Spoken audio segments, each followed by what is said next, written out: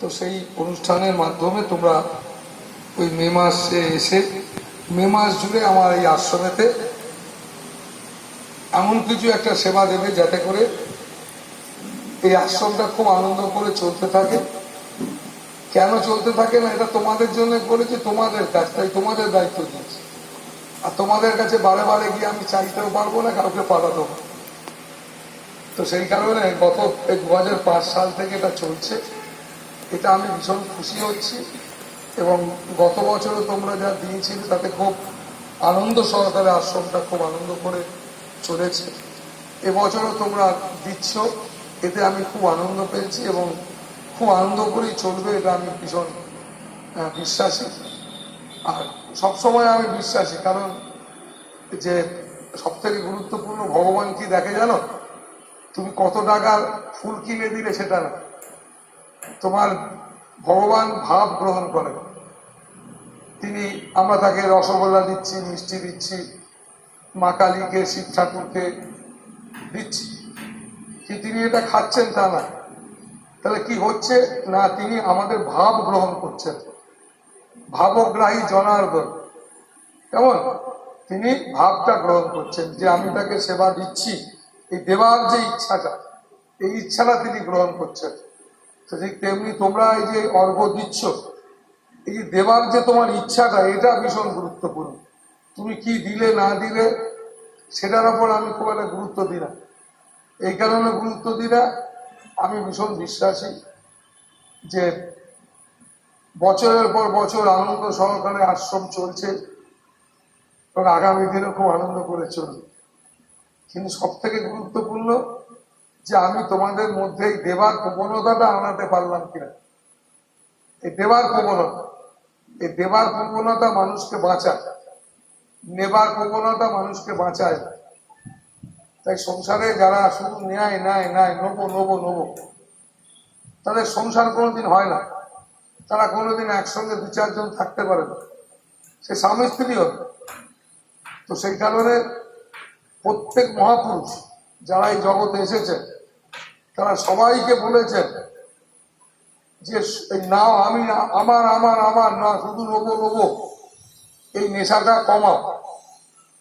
তার জন্য তুমি ঈশ্বরকে ডাকো, ভালোবাসো ভগবানকে। আর সেই ভগবানের কর্ম কি না, ভগবানের কর্ম হচ্ছে ভগবানের স্বভাব কি। ভগবানের স্বভাব নেওয়া না, ভগবানের স্বভাব দেওয়া। তাই তুমি তার স্বভাবটাকে গ্রহণ করো। তার নেওয়ার স্বভাবটা কার না, জীবের স্বভাব।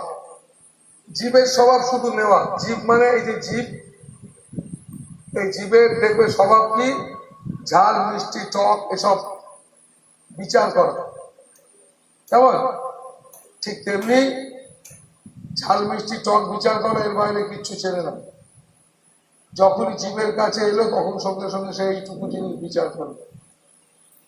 তো একজন রান্না করেছে, মানুষটা ভীষণ ভালো, কিন্তু নুন দেয়নি। সেই নুন দেয়নি বলে কি আর জিভে থাকার সাথে সাথে লোকটা খারাপ হয়ে যাবে? কিন্তু আমরা খারাপ বলে ফেলছি, তুমি নুন দাওনি কেন, অমুক করোনি কেন, তাকে খারাপ বলছি। তার মানে কি না, আমাদের ওই সামান্য জায়গায়, এত শরীরে এত জায়গায় ঠেকলো, কিছু হলো না, ওই সামান্য একটু জায়গায় ঠেকে গেল, সঙ্গে সঙ্গে লোকটাকে বলছি তুমি খুব খারাপ। তার মানে জীব মানে ছোট জায়গা, এই আমাদের ভাবনাটা ছোট জায়গা, আমরা এই ছোট জায়গার মধ্যে সীমাবদ্ধ। তার জন্য আমরা একটা মানুষের একটা জীবনের বিশালভাবে গুরুত্ব দিতে পারি না। একটা বেগুন, একটা বেগুনের যদি একটু পোকা থাকে, তাহলে কি করি, সেই বেগুনের পোকাটাকে বাদ দিয়ে বেগুনটাকে আমরা ভেজে খেয়ে ফেলি। কিন্তু একটা মানুষের যদি খারাপ থাকে, তাকে পুরো মানুষটাকেই বাদ দিই, না না মানুষটা বাঁচে না। যেমন একটা বেগুনের বা এর কত গুরুত্ব, কিন্তু মানুষের অত গুরুত্ব নেই। একটা মানুষ আর একটা মানুষ কত গুরুত্ব দিতে পারছে না। কেন দিতে পারছে না? এই কারণে দিতে পারছে না,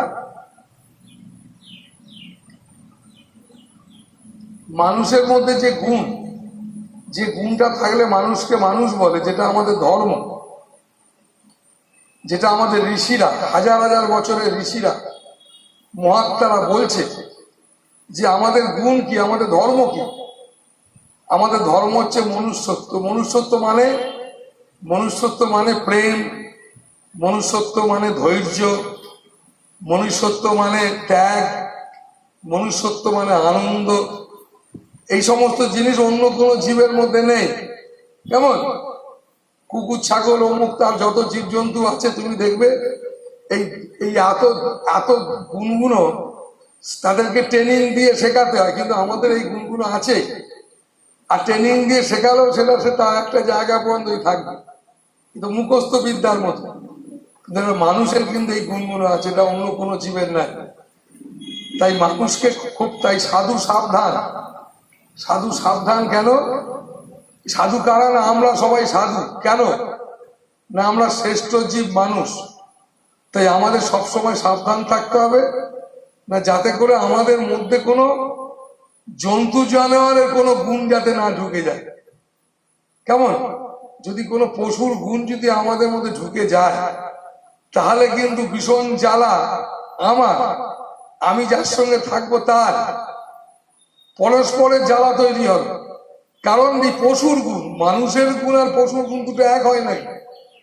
তাই পশুর গুণগুলো, তাই সাধু সঙ্গ করলে কি হয়? তাই কি বলছে ঋষিরা হাজার হাজার বছর ধরে? ঋষিরা কি বলছে, গুরুদেবরা কি বলি, সমস্ত এই শঙ্কর দেব, ইনি এখানকার মহাপুরুষ। এখানকার না, তিনি জগতের মহাপুরুষ, শুধু আসামের কেন, তিনি মহাত্মা। শঙ্করদেব কি বললেন? তার মানে সমস্ত মহাপুরুষরা কি বললেন? সমস্ত মহাপুরুষরা বললেন যে আমরা যারা সংসারে যা বাস করছি, সবাই যারা কুকুর, ছাগল, মানুষ, গরু যা যেখানে আছে, এরা সবাই ভগবান। কাকে বললেন না? মানুষকে বললেন। কেন বললেন না? আমরা যদি মানুষ হই তাহলে কি হবে না, অন্যান্য জীব জন্তু যারা আছে তারাও সম্মানে বাঁচবে, তারাও সম্মানে বাঁচতে পারবে, এবং আর একটা মানুষকে সম্মান করবে। কিন্তু এই গুণটি আমাদের মধ্যে না থাকার জন্য, তাই আমাদের সেই আগে বললেন মানুষ হোক। তার জন্য স্বামীজি কি বললেন, বিবেকানন্দ তিনি বললেন আগে মানুষ হও, তারপরে তুমি দেবত্ব লাভ করতে পারবে, তারপরে ঈশ্বরত্ব লাভ করতে পারবে। দেবত্ব লাভ করা মানে দেবতা। দেবতা মানে আমি দিতে চাই, শুধু নিতে চাই না, আমি দিতে চাই, দেবার জন্য ব্যাকুলতা। তুমি জানো না যে সংসারে স্বামী স্ত্রীর মধ্যে দুজন দুজনের জন্যে কখন হয় জানো? দুজন দুজনের জন্য কখন হয়? দুজন যখন দুজনকে দিতে চায়। দিতে চায় কখন না? দিতে চায় তখন যখন দুজন দুজনকে খুব সম্মান করে।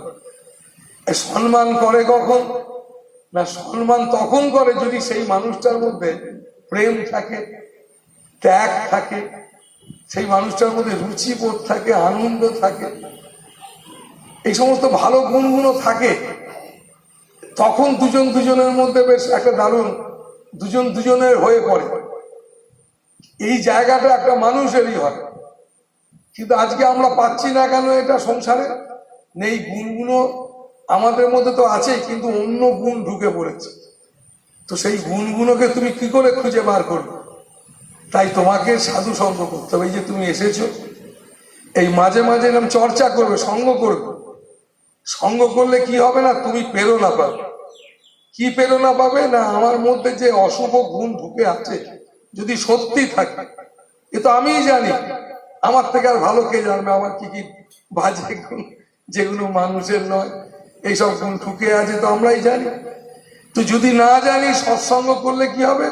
তোমার চোখ খুলবে, তুমি একটু একটু করে না ভাবতে শিখবে যে আমার এইসব গুণগুলো বাবু ঢুকে গেছে। তো এই গুণকে কি করে আমি বার করবো, তার জন্য তুমি তখন সচেতন হবে। যারা এইসব করে তাকে বলে সাধক।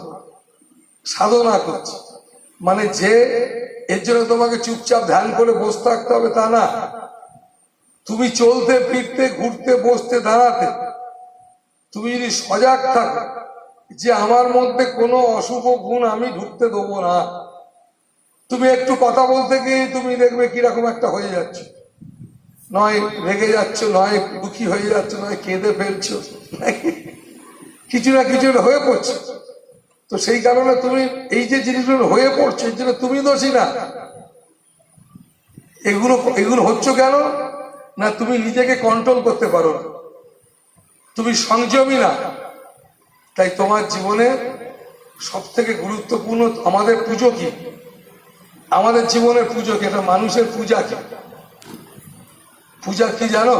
শুধু সংযমী হওয়া, শুধু নিজেকে সংযমী করা, এটাই পূজা। এই ধূপ ধূপ ধুনো, এই ফুল বেলপাতা আমরা দিই কেন বলো তো? না দেখবে একটা নাটক করতে গেলে না তার আগে রিহার্সাল দিতে হবে, কেমন? ঠিক তেমনি ভগবান আসতে গেলে তার, যেমন প্রধানমন্ত্রী যখন আসেন তার আগে দেখবে সব নেতা নেত্রীরা সেই জায়গাটাকে দেখতে আসে, তারপরে একের পর এক পুলিশের গাড়ি তোমার দুনিয়া শুধু একের পর এক আসে। যেদিনকে তিনি আসবেন সেদিনকে প্রচুর মানুষ আসতে থাকে, তারপরে পুলিশের গাড়ি থেকে আরম্ভ করে একের পর এক মন্ত্রীরা ঢুকতে লাগে। সবাই ভাবছে এই বোধহয় প্রধানমন্ত্রী এসে গেল, সবাই উঠে দেখতে থাকে। এই করতে করতে করতে করতে সবার শেষে প্রধানমন্ত্রী আসে, কেমন? এই সমস্ত করতে যাওয়ার জন্য ঠিক তেমনি ভাবে আমাদের জীবনে এই ফুল বেলপাতা চন্দন এই সমস্ত জিনিসগুলো কেন না, আমার ভেতরে প্রভু আসবেন, কেমন? আমার মধ্যে তিনি আসবেন, আমার মধ্যে তিনি জাগবেন। তো এই আমার মধ্যে আসবেন, আমার মধ্যে জাগবেন, আমি অন্যভাবে দেখবো তোমায়।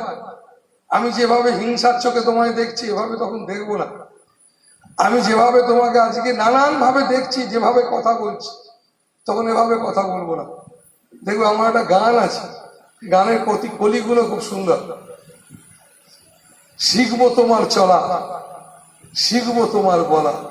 সত্যি তো এটাই তো শিখবো আমরা গুরুর কাছে, মহাত্মার কাছে, সাধুর কাছে। কি শিখবো? এটাই শিখতে আসবো।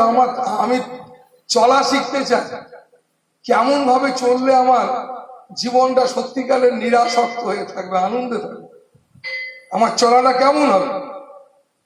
শিখবো তোমার বলা। সত্যি তো আমি তো বলছি, তুমি বলছো, আমার তুমি যা বলছো প্রভু তা আমার ভেতরের অন্তরের অন্তঃস্থলে চলে আসছে। কিন্তু আমি যা বলতে যাচ্ছি সবাই রেগে যাচ্ছে। তো নিশ্চিত আমার বলাটাকে ঠিক করতে হবে। তো এইটাই তো শিখতে আসে মানুষ। তো যখনই তুমি এগুলো শিখবে না, তখন তোমার ছেলে মেয়ে ভালো থাকবে কিনা কারোর কাছে জিজ্ঞেস করতে হবে না। তোমার ছেলে মেয়ে ভালো থাকতে বাধ্য, কারণ সে চলা শিখে ফেলেছে, সে কথা বলা শিখেছে, চলা শিখেছে, থাকা শিখেছে। এই জীবনে থাকতে হবে কেমন ভাবে, এই বিশাল এই প্রলোভনের মধ্যে, যেখানে টাকা, যেখানে হাহাকার, যেখানে তোমার এই আধুনিক দুনিয়া, রংচঙে দুনিয়া, আমি থাকবো কেমন ভাবে, একটা মানুষ থাকবে কেমন ভাবে, কিভাবে থাকা উচিত, এই সমস্তটা শেখার। তো সেই কারণে বাবা মায়েরা আজকে তোমাদের এই কারণে বলতে চাইছি যে আশ্রম গুরুদেব, গুরুদেব মানে শুধু মাথায় হাত বুলিয়ে ঠিক করে নেওয়া না, এটা মোটেই না। গুরুদেব মানে শাস্ত্রে বলেছে কি জানো, যিনি ভববন্ধন থেকে মুক্তি দেন। ভববন্ধন মানে কি জানো, জন্ম জন্মান্তরের যে জ্বালা, যে জন্ম জন্মান্তরের যে আসা যাওয়ার খেলা, এটা কেউ দিতে, এর থেকে কেউ বার করতে পারে না। এই করছোই, তুমি করছো, হাজার হাজার বছর ধরে এই সুখ দুঃখ যন্ত্রণা ভোগ করছো। ঋষিরা তাই তো বলছে, এর থেকে বেরোতে পারা যায় না, শুধু একমাত্র সদ্গুরু। যে সদ্গুরু তোমার লাভ করতে পারবে, আর তাকে যদি ধরে থাকতে পারবে, তাহলে তুমি এক জীবনেই তোমার হতে পারে, না হলে তুমি ওটাকে ধরে থাকলে দু এক জন্ম পরে নিশ্চিত তুমি, বেশি তোমাকে 100 জন্ম না, তোমার রাস্তা ঘুরে যাবে। কেন সদ্গুরু? যে সদ্গুরু মানে যিনি সেই ভগবন্ধু, তার কাছে তুমি চাইতে পারছো। তুমি কষ্ট পাচ্ছ কেন জানো? তুমি এইসব চেয়েছো,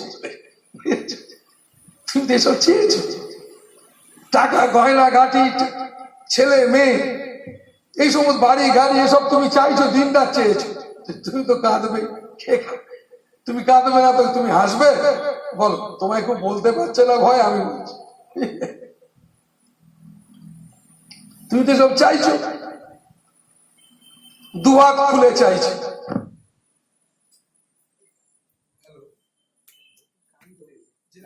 চালাবেন